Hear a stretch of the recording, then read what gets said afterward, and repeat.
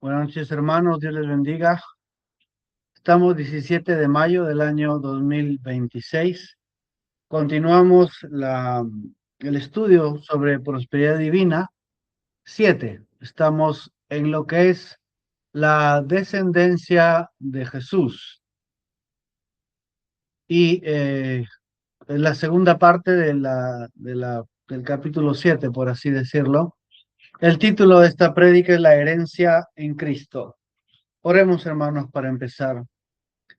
Amado Creador de los cielos y de la tierra, Señor, tú eres el único y verdadero Dios, Creador de todas las cosas, nuestro Padre, y quien envió a su Hijo para redimirnos.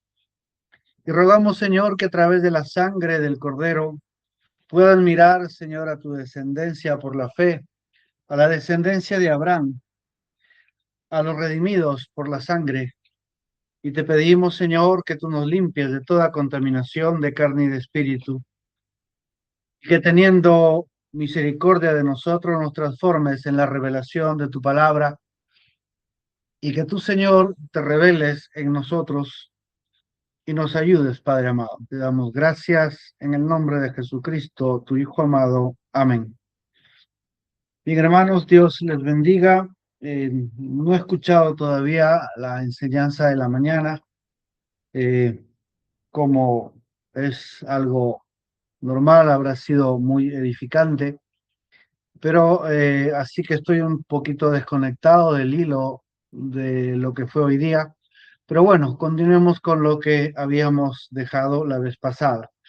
Habíamos visto que a Jesucristo se le dijo que aunque él no llegó a tener descendencia en la tierra, porque fue cortado sin tener descendencia, su vida le fue quitada. Pero luego de que él haya puesto su vida y Dios lo resucite, él dice, la escritura vería descendencia. Esa descendencia es aquellos que son de su especie, aquellos que son de su linaje. ¿Y cuál fue el linaje de Jesucristo? Que él fue concebido por la voluntad de Dios, por medio de una creación, y llegó a nacer de mujer para redimir a los que fueron creados, Adán y Eva, y a todos los que nacieron de mujer. Y así se hace pariente, nuestro pariente redentor, para poder tener derecho de redención. Y entonces nosotros seguimos eh, la misma, la misma línea de descendencia porque somos concebidos por la voluntad de Dios para ser hechos hijos de Dios. Eso está en Juan capítulo 1, versículo 12. Pero también renacemos de simiente incorruptible por la palabra de Dios, exactamente como fue Jesucristo. Y aquí tenemos que un cuerpo, un nuevo cuerpo humano, como el de Jesús, que se cansaba, tenía hambre, dormía, etcétera. Nosotros también nacemos de nuevos, nuestros cuerpos son hechos nuevos, conforme dice la promesa de Segunda de Corintios 5:17. Aquí todas las cosas son hechas nuevas. Entonces, espíritu, alma y cuerpo son hechos nuevos.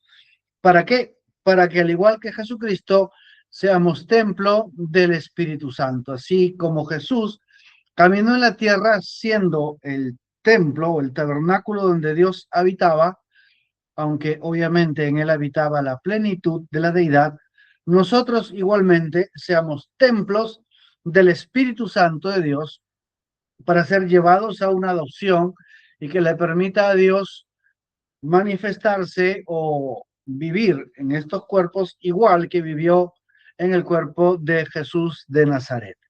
Y entonces eso nos hace la descendencia o el linaje, aquella descendencia que él vería después de resucitar. Así que después de resucitar fue enviado el Espíritu Santo para tener una iglesia nacida de nuevo. Y todo nacido de nuevo es la descendencia a la manera de la descendencia de Jesús, por creación, por nuevo nacimiento. Bien, entonces en esa línea de pensamiento continuamos con qué es nuestra herencia en Cristo, qué es todo aquello que nos pertenece. Y eso está en Colosenses capítulo 2, el versículo 2 y 3. Dice, para que sean confortados sus corazones, unidos en amor y en todas las riquezas de cumplido entendimiento, para conocer el misterio de Dios y del Padre y de Cristo, en el cual están escondidos todos los tesoros de sabiduría y conocimiento. Dios bendiga su palabra. Bien, empecemos por la primera parte. Dice, para que sean confortados sus corazones. La palabra confortar es la misma, tiene la misma raíz del Paracleto, del Espíritu Santo, ¿no? Y tiene que ver con llamar cerca, o sea, traer, ven, invitar, invocar por imploración, exhortación o consolación. Esto es importante, hermano. Esta palabra, invitar. Muchas personas que quieren la llenura del Espíritu Santo nunca lo invitan y piensan que si Dios quisiera llenarlo de su Espíritu, pues simplemente lo llenaría. Y es cierto que Dios puede hacer eso, pero no es la manera como Dios opera. Nosotros necesitamos constantemente invitar al Espíritu Santo. Puede ser mediante la oración, puede ser mediante la alabanza, mediante la petición, mediante el pensamiento. Hay muchas maneras. ¿Para qué lo invitamos? Porque necesitamos ser confortados. Esta palabra tiene la misma raíz de consolación, que hemos visto cuando estudiamos la palabra consolación, que significa reconstruir, volver a hacer una estructura nueva, que donde hubo debilidad exista fortaleza. No es como reparar un puente, es hacer uno completamente nuevo con los materiales más resistentes. Cuando una persona necesita consuelo, Dios reconstruye, hace algo nuevo en aquello que él necesita consolación, pero lo hace de tal manera que se convierte en una fortaleza. Entonces, el apóstol está diciendo que nosotros necesitamos confortar, ser cambiados nuestros corazones, ser establecidos en una nueva realidad, en una nueva fortaleza, en una voluntad, no sé, un corazón, bueno, no, casi digo un corazón de acero, pero no, es como corazón de piedra tampoco. Un corazón nuevo, lleno de la firmeza de la presencia de Dios. Un corazón incambiable, como Dios es incambiable. Un corazón a la semejanza de Dios. Tanto como se le dijo al rey David una vez, que era un varón conforme su corazón. Y no fue debido a la conducta del rey David, fue debido a que David siempre le daba la razón a Dios. Él nunca estuvo discutiendo con Dios, él nunca trataba de contradecir al profeta como Saúl, que discutía con el profeta y decía, no, yo sí he obedecido a Dios, pero el profeta decía, yo estoy viendo que no, mis ojos ven lo que debiste destruir, ahí está, y has tomado lo mejor. No es que lo hice para sacrificar a Jehová. Y no, Saúl perdió su posición porque él continuamente estaba discutiendo con el profeta a causa de que su corazón no estaba confortado. El profeta Samuel le dijo a David, por cuanto eras pequeño en tus propios ojos. Ven, su corazón no sanó, no sanó. Dios lo había hecho el rey de Israel, le había dado hasta un cuerpo suficientemente notable, porque él era de hombro, cabeza y hombros arriba de todo Israel. Era notable, dice que era hermoso en su aspecto. Y él, en lugar de tomar la nueva evidencia de lo que Dios hizo de él, permaneció con sus traumas, permaneció con sus maneras antiguas de ser. Recuerden que cuando lo llamaron para ser rey, él cobardemente se había escondido entre los equipajes, se había metido entre los bultos, entre las maletas para que no lo encuentren, y el profeta lo tuvo que mandar a traer desde ahí. Y en lugar de él quedarse con lo que Dios había hecho, que lo transformó en otro hombre, cambiándole el corazón en sus propios pensamientos, él regresó a la misma manera de ser de antes. Él no quiso que su corazón sea confortado, sino que utilizó su posición de rey para reafirmar su la pequeñez que él sentía dentro de sí mismo. Por eso siempre decía, no, el pueblo quiso, o sea, él no era suficiente rey para gobernar el pueblo lo gobernaba él. Dios lo tuvo que sacar porque él no tuvo un corazón confortado, él no dejó que su corazón sea cambiado, consolado, transformado. Entonces aquí dice que nosotros necesitamos invitar, es una, es una combinación entre la palabra invitar y consuelo. Necesitamos invitar el consuelo, necesitamos pedirle a Dios, anhelar que Dios transforme el corazón desde adentro para hacerlo fuerte, para hacerlo una base inamovible. Por eso tenemos que invitar, pues para que nuestros corazones sean confortados, dice la palabra. ¿Y por qué tenemos que tener confortado el corazón? Dice, para estar unidos en amor y en todas las riquezas de cumplido entendimiento.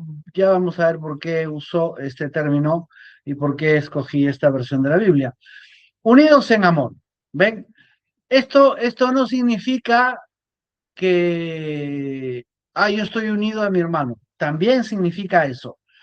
Pero no es que yo me uno a mi hermano porque lo quiero. Ese no es el camino. Estar unido y ser uno en la palabra no es que yo esté de acuerdo con mi hermano, sino que estando mi hermano unido a la palabra, entonces yo también unido a la palabra nos une en la palabra. Y aquí, amor, por supuesto, es la palabra ágape, que habla del amor divino, un amor incondicional, y este ágape solamente lo tienen quienes, aquellos que llegaron a la estatura del varón perfecto, aquellos que son adoptados, ¿correcto?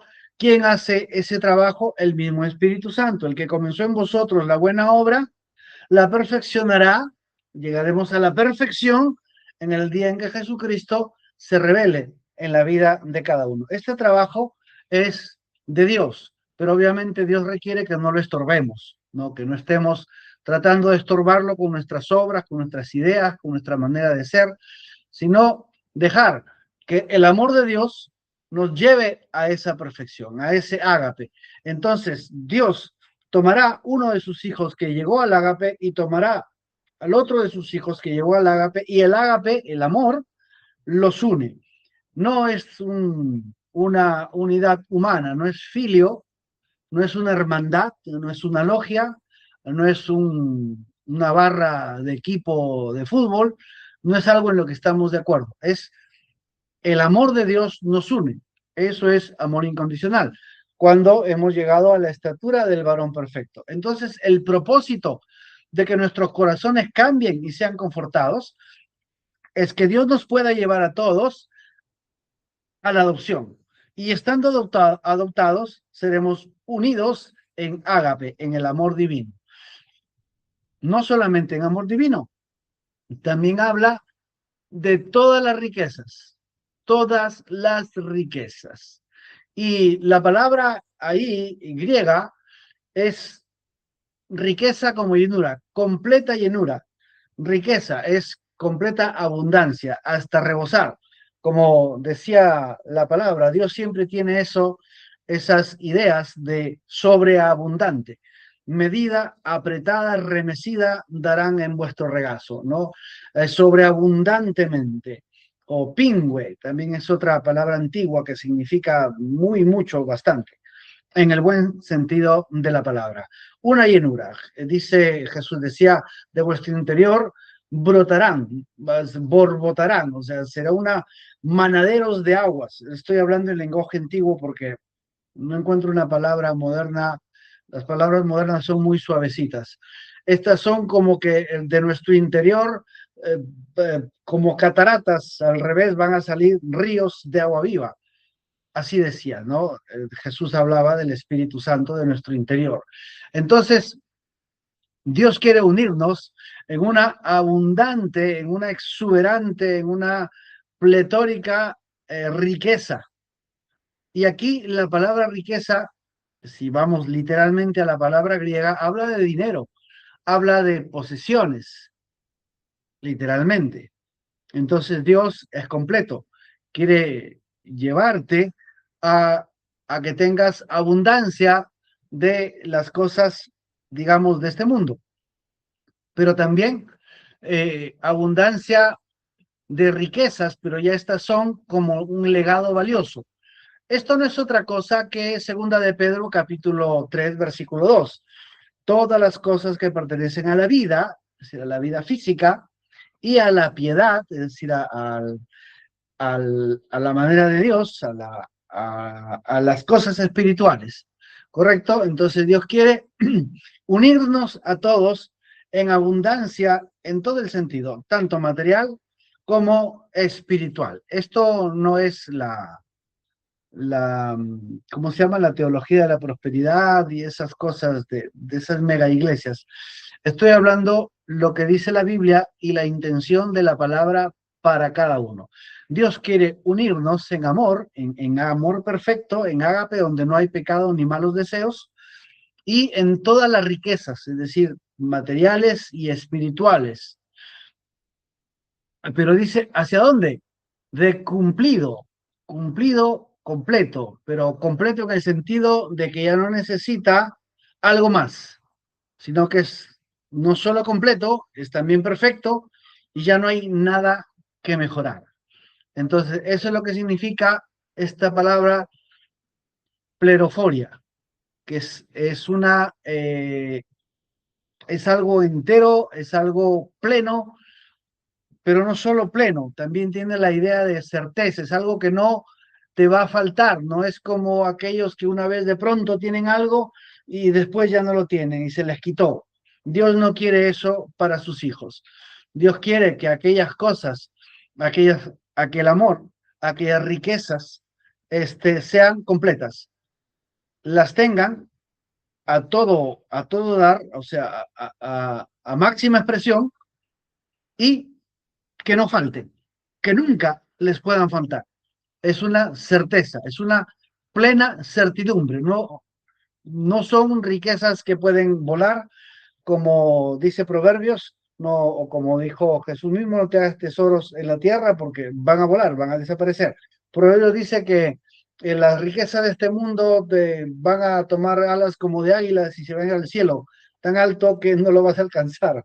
Entonces, no, así no, sino de plena certidumbre, Dios quiere darte ese, ese amor y esa riqueza que nunca, nunca te faltará. Esto es como un pacto de lo que Dios quiere hacer.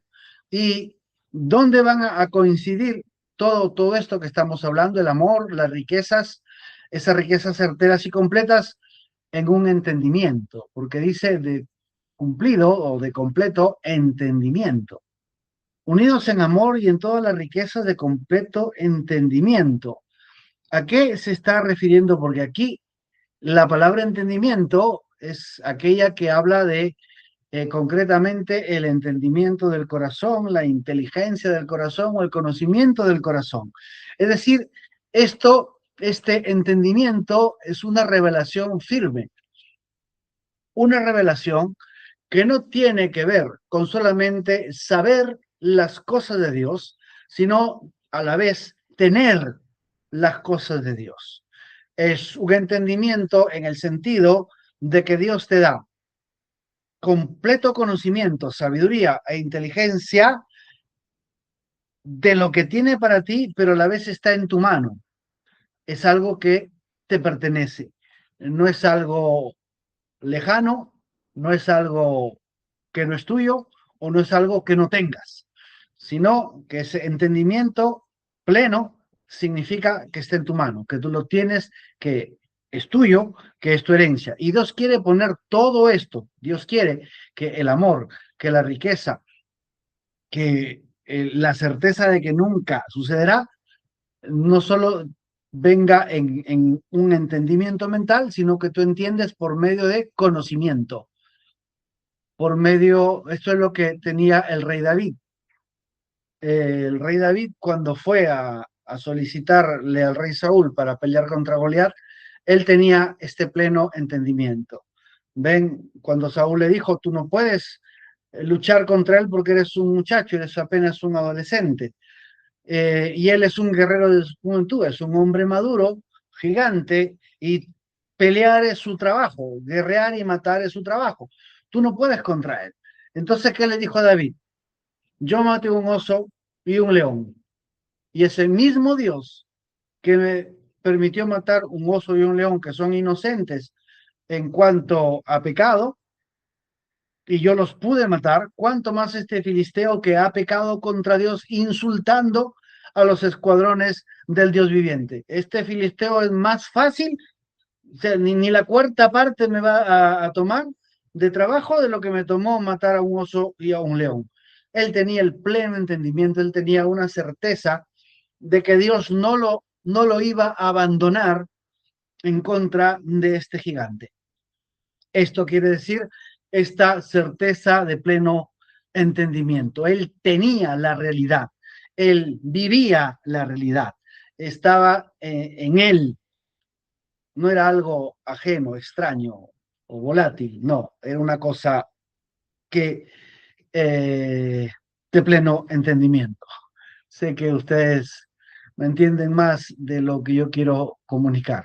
Bien, entonces, ¿para qué? ¿Para qué necesitamos un corazón consolado, cambiado, fortalecido en el amor, en la riqueza, en la certeza y en el entendimiento de saber que es nuestro mediante una realidad espiritual y física para conocer el misterio? Esto es importante, para conocer el misterio. ¿Ven?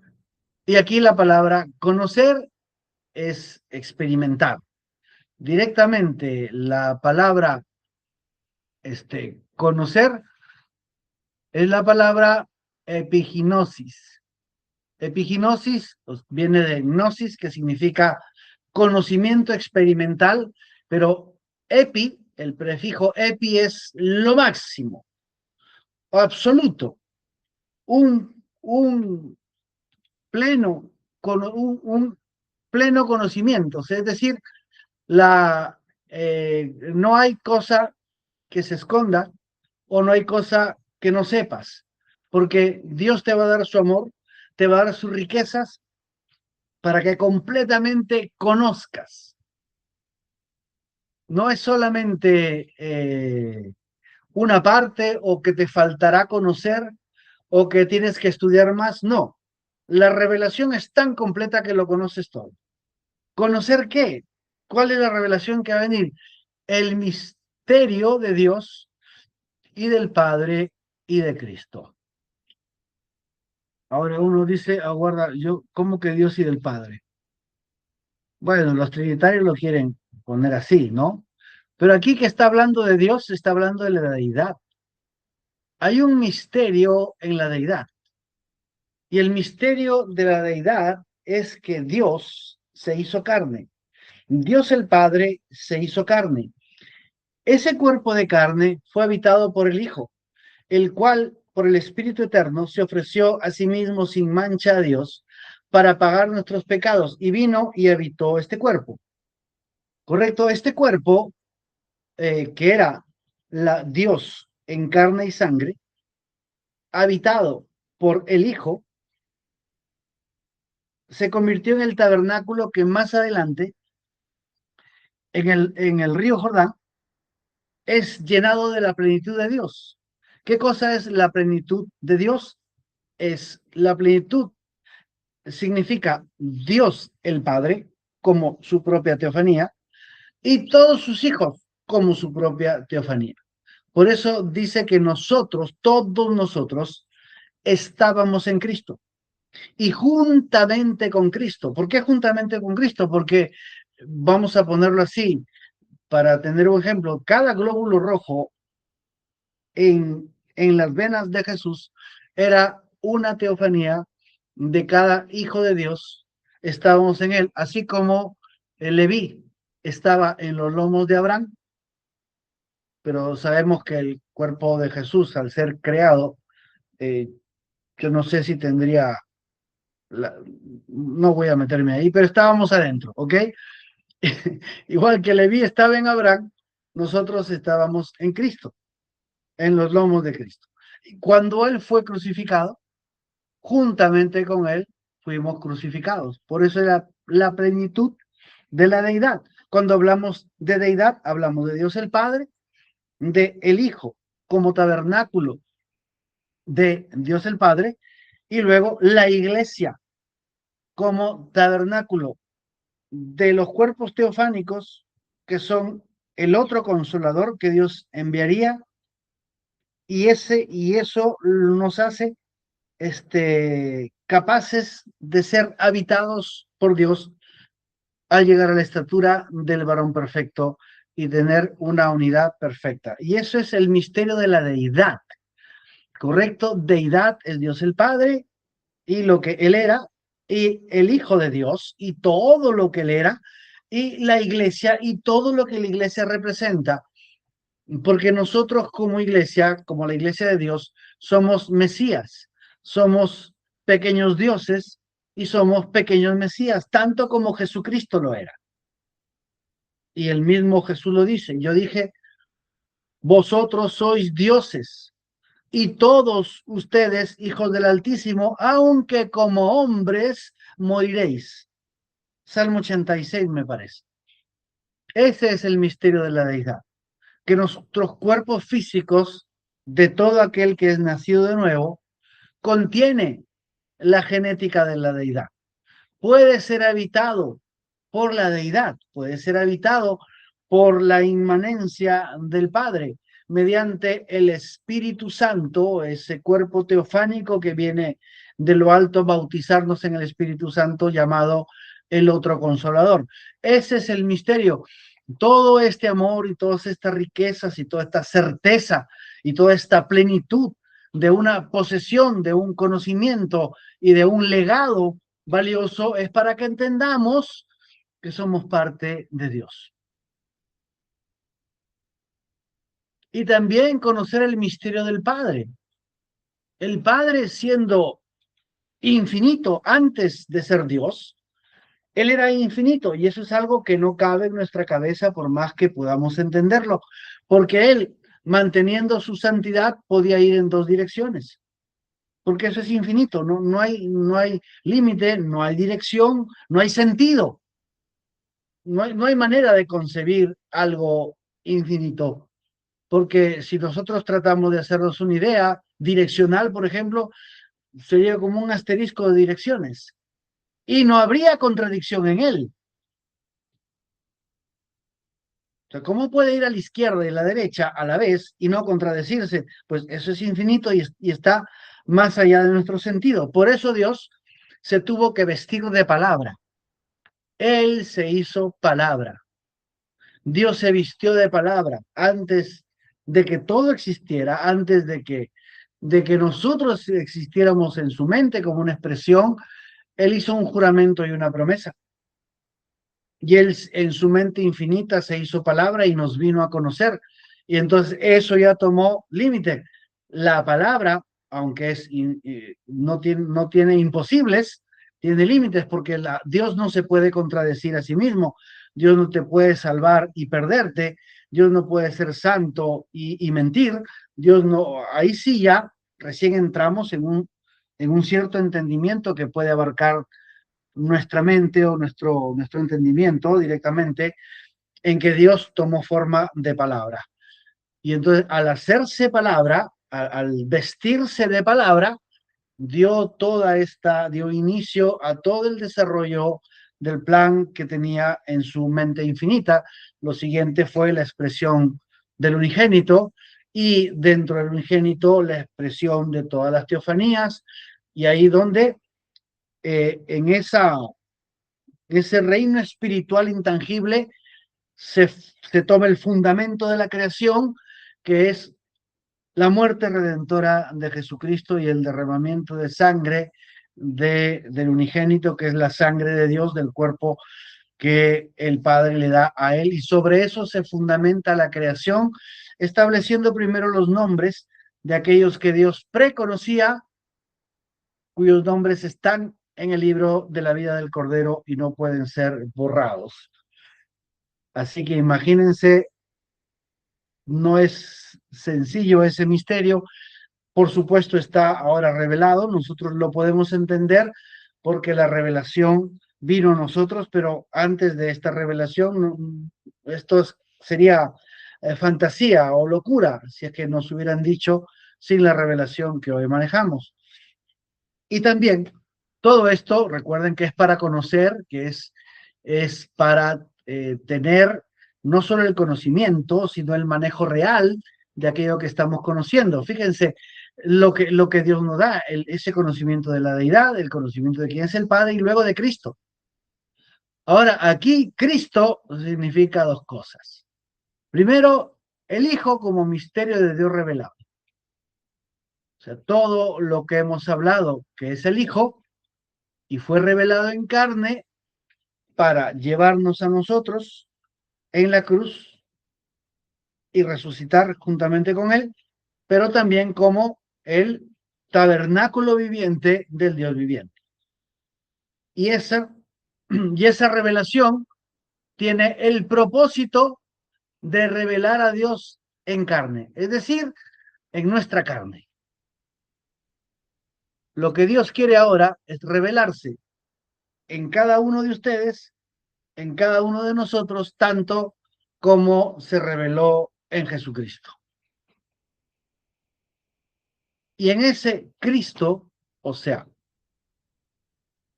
Cristo como el Hijo, ya hizo su obra. Ahora, Cristo también significa la unción y significa también el bautismo del Espíritu Santo, lo cual significa también la teofanía. Lo que Jesucristo dijo, enviaré otro consolador. Ese cuerpo celestial que nos bautiza en fuego del Espíritu, es fuego, su propio fuego del Espíritu Santo. Ese misterio tenemos que nosotros conocerlo, tenerlo, manejarlo. Todo nacido de nuevo tiene este misterio en sí mismo. Todo aquel que ha nacido de nuevo del agua y del Espíritu, entonces tiene eso. Y en este Cristo, si leemos bien, si leemos el hilo del discurso sin detenerlo, para conocer el misterio de la deidad y del Padre y de Cristo, tanto de Jesucristo como del bautismo del Espíritu Santo, en el cual, es decir, en este bautismo del Espíritu Santo, tanto como en el pasado, en el cuerpo de Jesús, estaba escondida la deidad, ahora en el bautismo del Espíritu Santo están escondidos todos los tesoros de la sabiduría y del conocimiento. En el bautismo de todo lo que estamos hablando, hermano, todo lo que estamos hablando está escondido en el bautismo del Espíritu Santo. El bautismo del Espíritu Santo te trae la deidad. El bautismo del Espíritu Santo te trae la revelación, te trae el sello de la redención. No es el sello de la adopción, es el sello de la redención. Es Efesios 4:20, sellados, ¿cómo es? Se me escapa, pero el bautismo, el Espíritu Santo es el sello hasta el día de la redención, es decir, el sello de la redención. Todo nacido de nuevo tiene vida eterna. Todo aquel que ha nacido de nuevo, por supuesto, dentro de todo lo nacido de nuevo, hay los que serán señalados para adopción y rapto. Otros, pues, se quedan en sus ideas como discípulos de Juan y pasarán por la tribulación, pero tienen vida eterna. La novia y la fatua tienen vida eterna. Bien, pero en ese bautismo del Espíritu Santo están escondidos todos los tesoros. La palabra tesoros significa depósito. Todo lo que hemos hablado de las riquezas materiales o de las riquezas espirituales está en un depósito. Y ese depósito está en el Espíritu Santo. Es decir, cuando tú tienes el bautismo del Espíritu Santo, te vuelves una agencia del Banco de los Cielos y todos los cheques y todos los depósitos, 3.750 depósitos de promesas, de riquezas celestiales y materiales, están depositadas en tu corazón en el bautismo del Espíritu Santo. El depósito lo tienes tú. Las arras de la herencia la tienes tú. ¿Sí? Entonces, en ti, en este bautismo del Espíritu Santo, en este Cristo, que es el bautismo del Espíritu Santo, en ti están escondidos los depósitos. Ya dentro tuyo, el mundo no los puede ver. El diablo no te los puede quitar.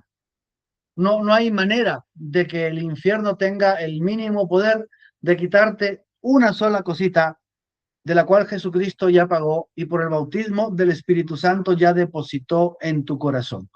El diablo tratará de negarte eso, de mentirte, usará circunstancias, usará tu pasado,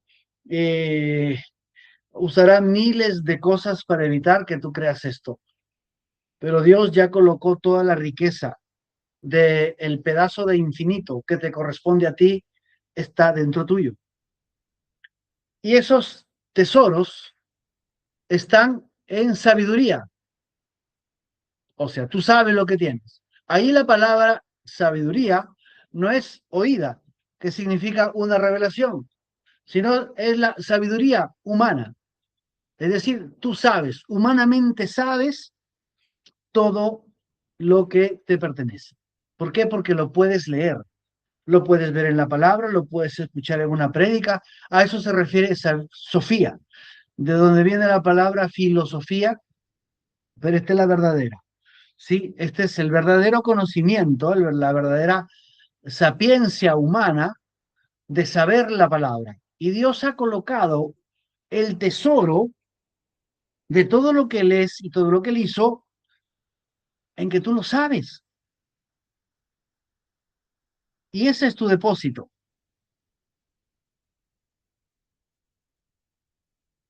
En otras palabras, no necesitas una experiencia súper espiritual para saber lo que te pertenece. Tú ya lo sabes y eso hace que sea tuyo. ¿Y por qué Dios lo pone así tan humano? Porque Dios quiere que vayas, no solamente lo sepas con tu cerebro, sino que lo conozcas con tu cuerpo, en tu experiencia. Porque la palabra conocimiento es gnosis. Y gnosis en griego significa las cosas que tú experimentas.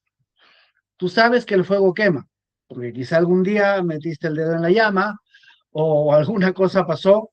Tú sabes que el fuego quema, tú sabes que la, el enchufe de la corriente eléctrica no es un buen lugar para meter los dedos, ni esos cables pelados conectados son un buen lugar para tocar. Ese es gnosis, experiencia. Entonces Dios quiere, vean, todo esto, Dios quiere que tu corazón sea consolado, confortado, para que tengas el conocimiento, es decir, que tengas la experiencia de unirte en el amor divino, que tengas la experiencia de toda riqueza certera que está en tu entendimiento, y eso es por revelación, para que experimentes, para que tengas una plena experiencia, que no te falte absolutamente nada, por conocer del misterio de la deidad. Este misterio es el que te trajo la redención. Y conozcas al Padre que te ama y que planeó todo esto desde antes de la fundación del mundo de tal manera que es imposible que te lo pierdas si tú simplemente dejas que la obra de Cristo en la cruz y el bautismo del Espíritu Santo lo coloquen en tu vida. Que no trates de ganártelo, que no trates de forzarlo, que no trates de, de trabajar por eso, sino simplemente te rindas para que ese misterio sea puesto en tu vida y tú lo conozcas, porque dentro tuyo están todos los depósitos. Las 3.750 promesas están en un depósito. Allí en tu mente, porque Dios quiere que los experimentes mental y en tu experiencia física, que así como David tenía la experiencia física de que el Espíritu Santo lo había ungido para hacer una proeza contra un oso y un león, y él estaba perfectamente capacitado para vencer el reto de Goliat.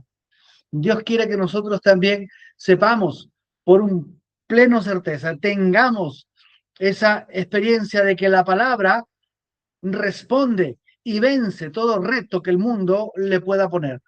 Y que todo reto que tenemos y que todo gigante que tenemos llamado enfermedad, llamado pobreza, llamado dificultad, llamado problemas, llamado presión, el nombre que tenga que ese nombre, tenemos la plena capacidad en el Espíritu, en el bautismo del Espíritu Santo, de vencer todo aquello que nos aqueja. Dios quiere que tengamos ese entendimiento porque somos descendencia de Dios a través de Cristo. Y esta es nuestra herencia. Oremos, hermanos. Amado Padre Celestial, Señor, todo hombre siempre se quedará corto respecto de estos misterios, de estas verdades, Señor, pero tu palabra dice que tú puedes acomodar lo espiritual a lo espiritual. Tú eres más que capaz, Señor amado, de enseñarnos, de revelarnos, de hacernos entender, de hacernos poseer estas verdades que, por más que las escuchemos, escapan realmente a un conocimiento intelectual.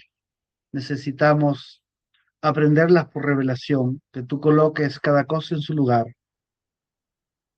que podamos rendirnos a tu palabra. Señor, te pido en el nombre de Jesucristo por esta congregación, por los que están presentes, por los que escucharán a través de los audios, por los que no están presentes y no escucharán, pero son parte de nuestra congregación. Señor, te pido por todos ellos, que tú, Señor, los llenes de esta verdad, de esta revelación, y nos unas a todos en ese amor cristiano y en esa plenitud de experiencia de la verdad de tu palabra, que no se puede ir ni nos pueden quitar nunca más.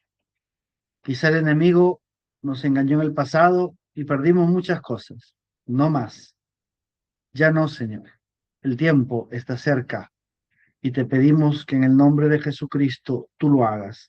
Estamos puestos de acuerdo todos nosotros en pedirte, danos la revelación de ese misterio, Cristo en nosotros. Cristo en nosotros, las riquezas de pleno entendimiento. Lo pedimos, Señor, en el nombre de Jesucristo, tu Hijo amado. Amén.